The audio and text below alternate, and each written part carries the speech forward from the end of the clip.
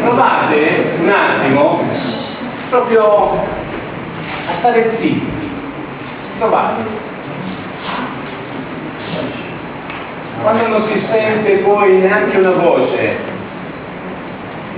quando si sente appena un velo d'aria che ci circonda, quando la profondità di questo silenzio ci colpisce dentro, perché nella nostra terra funziona così, dove noi siamo considerati spesso e volentieri persone che non parlano, che riflettiamo quella che è la crudità di questa terra, aspra, ma tanto tanto bella. Questa è la realtà della Sardegna, una terra che fino a quasi un secolo fa era incontaminata, ma che a motivo di quelle che sono state tutte le servitù che qualcuno, il governo italiano, ci ha posto, ci ha trasformato in una situazione di invivibilità. Ma non è finita, perché questi signori vorrebbero aggravare la nostra condizione, portandoci in una centrale nucleare, magari, come diceva prima l'amica, un luogo dove stippare queste scorie che nessuno vuole a livello europeo e mondiale, e che nessuno in qualche maniera riesce a risolvere questa cosa qua. Perché? Perché crea dei danni nell'ambiente, perché è difficile anche creare una cintura di sicurezza intorno ad esse, perché basta un pazzo che si scaglia sopra con un aereo per far distribuire miliardi e miliardi di particelle nell'atmosfera e distribuirle su tutto il nostro territorio nazionale. Ecco perché è necessario che tutti noi che siamo qui e che abbiamo già una coscienza, una consapevolezza profonda del problema, cominciamo ad aprire la nostra bocca, a far parlare quelle rocce, a far sentire che la terra sarda comincia a urlare e comincia a far sentire forte ai governi che si susseguono di là del Tirreno che siamo contrari, fortemente contrari a questa condizione che ci vogliono porre sulla nostra terra, una terra dove scorreva il latte e miele e che hanno trasformato in un luogo obbrobrioso. Io vorrei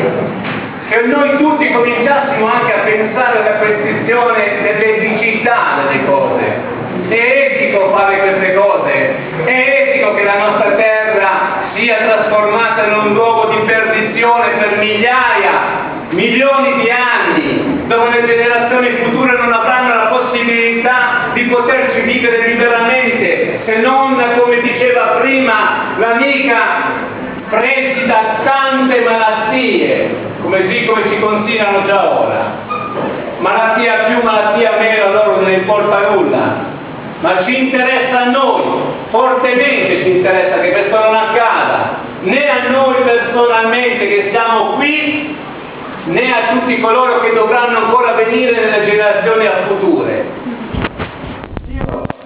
a volte discorro e vedo per esempio su internet che per tutti noi ormai abbiamo una certa conoscenza e riusciamo a fare anche delle belle ricerche.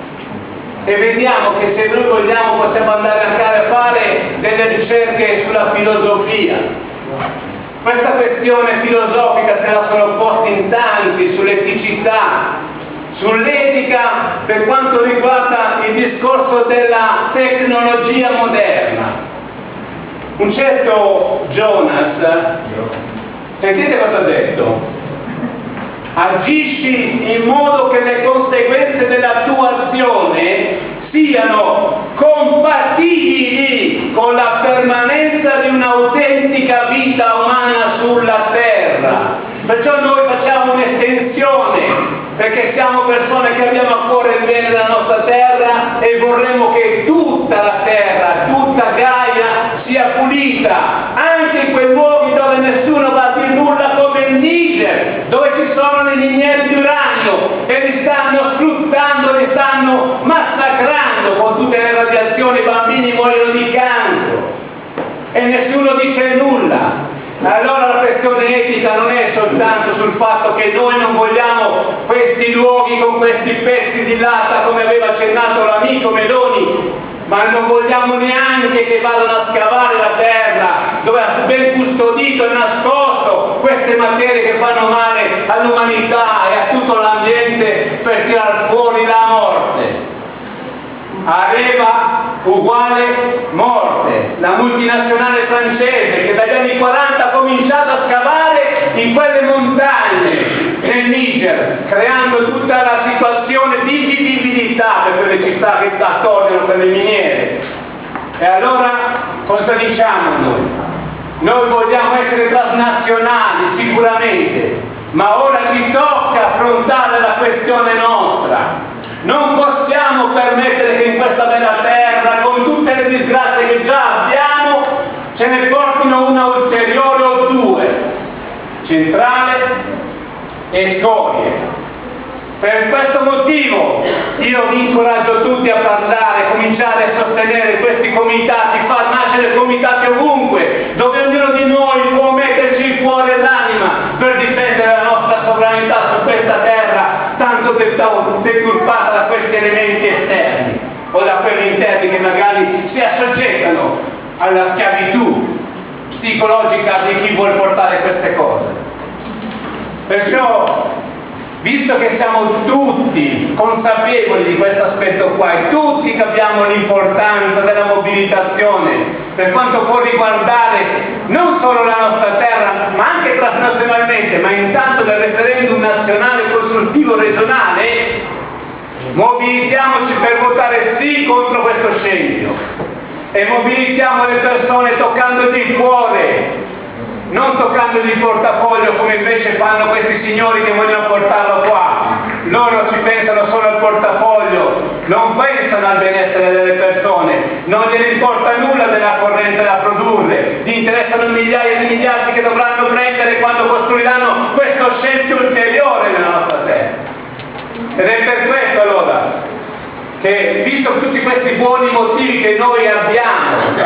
e sappiamo che è eticamente inaccettabile una cosa di questo genere, vi invito oggi a continuare a trovarci per poter riunire sempre più persone che si oppongono a questo progetto di morte di questo Stato nazionale che non ci appartiene come quello italiano. Fuori da questa terra